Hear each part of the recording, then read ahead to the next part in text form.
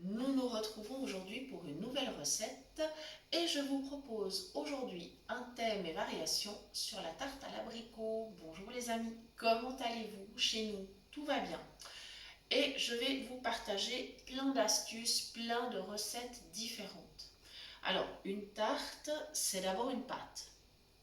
On peut choisir de réaliser sa pâte maison ou de prendre une pâte toute prête dans le commerce. Ça dépend du temps qu'on a devant soi pour préparer son gâteau. Alors, ensuite, on peut choisir une pâte avec ou sans gluten. Ça dépend des impératifs personnels. Et ensuite, on a le choix entre pâte feuilletée, pâte sablée, pâte brisée. Voilà, donc on a vraiment le choix. Il existe plein de variantes, plein de possibilités. Ça pourrait être aussi, pourquoi pas, une pâte levée, pâte à brioche, voilà. Ensuite, il va falloir la garnir, cette pâte. Alors, l'abricot est un fruit qui rend passablement de jus quand on le cuit. C'est le cas également pour les fruits à noyaux en général, c'est-à-dire les pêches, les nectarines, toute la famille des prunes, mirabelles, etc. Enfin voilà, tout ça c'est des fruits qui rendent du jus. Donc si on ne veut pas se retrouver avec un fond de tarte qui ne cuit pas, il va falloir remédier à ce petit inconvénient. Alors, il y a plusieurs solutions pour ça. D'abord, on peut mettre soit des noisettes, des amandes ou de la poudre d'amande, de la noix de coco, alors évidemment des fruits oléagineux moulus bien sûr, sur le fond de la pâte. Ça permettra justement de donner une petite couche supplémentaire et ça évitera que la pâte ne soit détrempée. Voilà, première astuce. Maintenant, il y a des gens qui ne supportent pas les fruits oléagineux, qui font des allergies. Dans ce cas-là, on peut aller chercher effectivement dans la gamme des flocons, flocons d'avoine, d'épeautre, de soja, enfin voilà, ce que vous voulez, qu'on peut répartir comme ça sur le fond de pâte. On n'en mettra pas trop, mais on peut mettre un petit peu, on peut mettre un mélange si vous souhaitez, enfin voilà. Donc là, il y a plusieurs possibilités déjà. Ensuite, on va, si on choisit donc effectivement des flocons ou des fruits oléagineux, on peut, si les abricots ne sont pas trop mûrs, on peut sucrer un petit peu. Alors là aussi, plusieurs possibilités, sucre semoule, sucre de canne, sucre roux, enfin voilà, ce qu'on veut.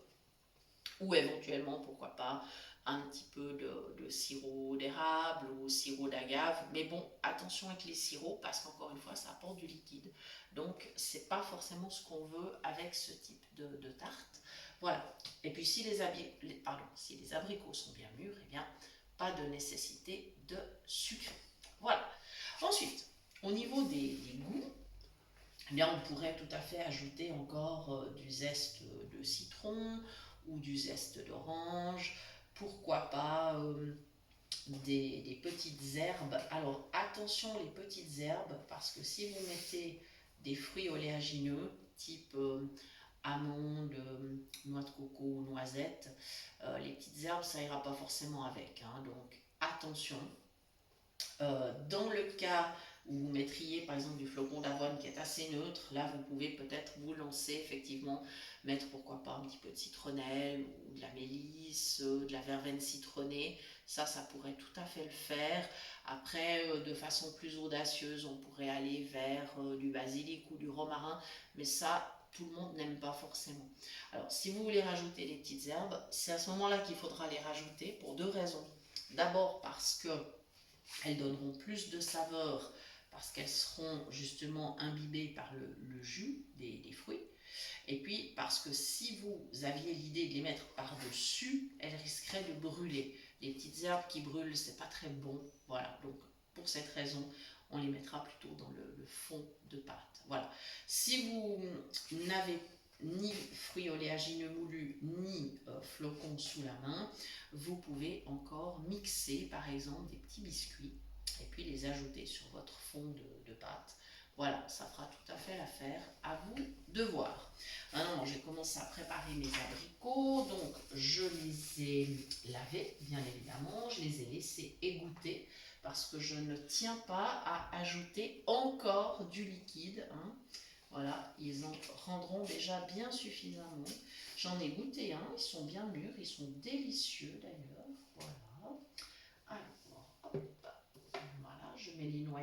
dans le compost. Et je vais commencer à répartir mes fruits. Je commence donc au bord, voilà, et je vais suivre. Là, je mets des moitiés, tout simplement. Je crois que je les ai tournés à l'envers. C'est pas malin de ma part. Voilà. On va mettre le côté coupé dessus. Ça évitera, encore une fois, d'avoir trop de jus au fond de la pâte. Voilà, et je vais continuer comme ça à garnir. La question suivante, quand on fait une tarte, c'est est-ce qu'on ajoute ou pas une liaison? Alors, une liaison, c'est quoi? Ben, c'est des œufs battus avec après du lait, de la crème, un peu de sucre, enfin voilà. Alors évidemment, ça ajoute quand même pas mal à la valeur calorique de la tarte. Donc c'est un choix à faire, effectivement, parce que si on met des oléagineux plus encore une liaison, ça commence à chiffrer pas mal. Voilà, donc c'est un choix à faire. On peut se contenter de répartir à la fin quelques petits flocons de beurre, ça fera tout à fait l'affaire. Voilà. Et puis, pendant que je prépare mes petits abricots, je profite pour vous remercier parce que vous êtes toujours plus nombreux à nous suivre. Je tiens à souhaiter la bienvenue aux nouveaux abonnés, bien évidemment. Je remercie les anciens abonnés d'être toujours aussi fidèles. Je vous remercie pour vos messages, pour vos questions, pour vos emails. L'email de la chaîne évidemment toujours disponible, cuisinepratique@mail.ch. Voilà, et puis notre page Facebook, bien évidemment, est également toujours disponible. Elle porte le même nom que la chaîne, Cuisine Pratique pour les non-voyants.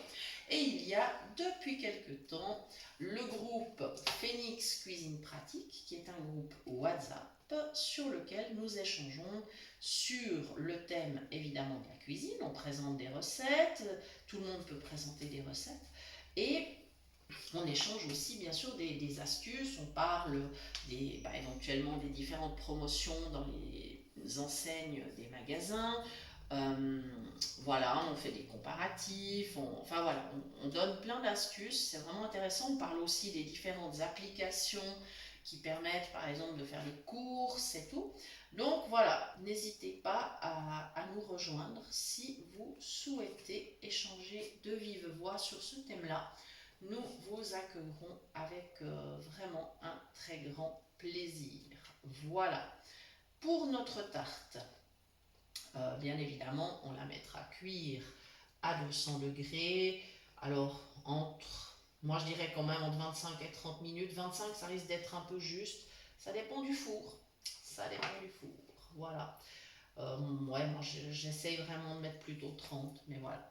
Et puis, une fois qu'elle a doré sur le dessus, que les fruits sont bien tendres, eh bien, on va la laisser refroidir. On peut la déguster tiède ou froide.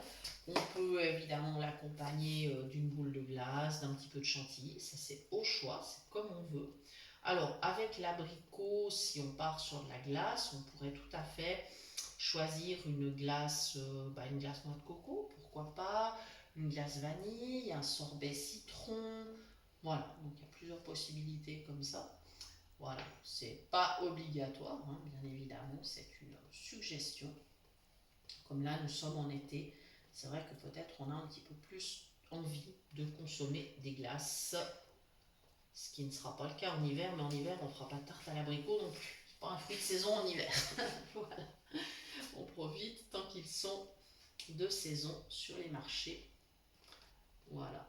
Voilà, donc les amis, je crois que je vous ai partagé toutes les astuces. Si vous faites une liaison avec des œufs et du lait ou de la crème, vous pouvez aussi ajouter quelques petites gouttes d'extrait d'amande amère. C'est vraiment très très bon. Ou alors vous pouvez parsemer quelques petites pistaches non salées, hein, évidemment, sur votre tarte. Ça donnera aussi un très bon goût. Donc voilà, à vous de choisir comment vous souhaitez faire. Voilà, si vous avez d'autres astuces complémentaires, surtout n'hésitez pas à nous les partager, ça nous fera très plaisir. Voilà, il me reste à vous souhaiter une belle journée, un bon appétit, beaucoup de plaisir à préparer cette recette et n'hésitez pas à commenter. Voilà, ça nous fait toujours plaisir de vous lire. Voilà les amis. très bientôt pour de nouvelles idées cuisine. Merci de nous avoir suivis.